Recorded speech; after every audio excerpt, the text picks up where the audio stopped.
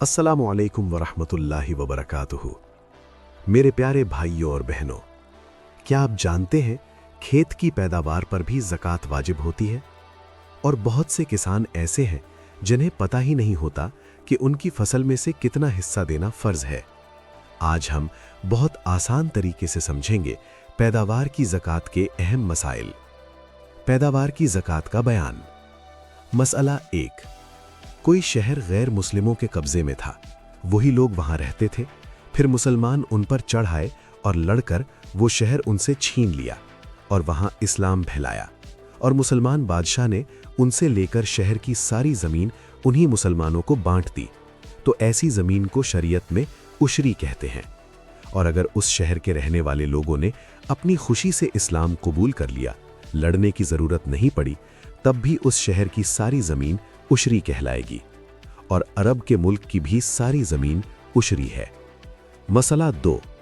अगर किसी के बाप दादा से यही उशरी ज़मीन बराबर चली आती हो, या किसी ऐसे मुसलमान से खरीदी जिसके पास इसी तरह चली आती हो, ऐसी ज़मीन में कुछ पैदा हो, उसमें भी ज़कात वाजिब है।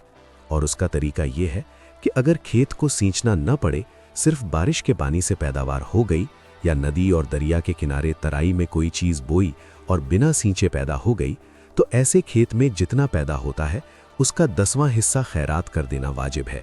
यानी 10 मन में 1 मन और 10 सेर में 1 सेर। और अगर एक खेत को सींचा यानी चरसा 12 पर चला करके या किसी और तरीके से सींचा है, तो पैदावार का 20वां खैरात करे, यानी 20 मन में 1 मन और 20 सेर में 1 सेर। और यही हुक्म है बाग का। ऐसी ज़मीन में कितनी ही थोड़ी चीज़ पैदा हुई हो, बहरहाल ये सदका खैरात करना वाजिब है। कम और ज़्यादा होने में कुछ फ़र्क नहीं है।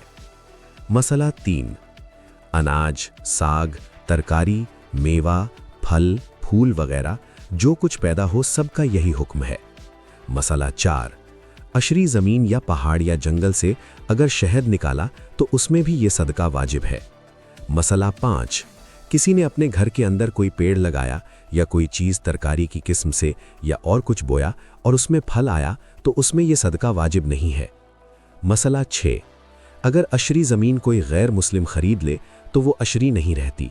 फिर अगर उससे मुसलमान भी खरीद ले या किसी और तौर पर उसको मिल जाए, तब भी वो अशरी ना होगी। मसला 7। ये बात कि 10वां या 20वां हिस्सा किसके ज़िम्मे है, यानी ज़मीन के मालिक पर है या पैदावार के मालिक पर है, इसमें आलिमों में बड़ा इख्तिलाफ है। मगर हम आसानी के वास्ते यही बताया करते हैं कि पैदावार वाले के ज़िम्मे है।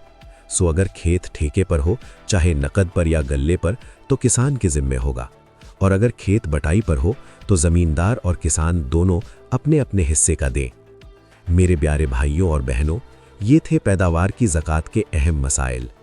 अगर ये जानकारी आपको फ़ायदेमंद लगी हो तो इस वीडियो को ज़्यादा से ज़्यादा लोगों तक शेयर करें, ताकि हर किसान को सही मालूमात मिल सके। और ऐसे ही इस्लामी जानकारी के लिए हमारे चैनल को सब्सक्राइब ज़रूर करें। अल्लाह ताला हमें सही तरीके से ज़कात अदा करने की तौफीक अता फरमाए। आमीन।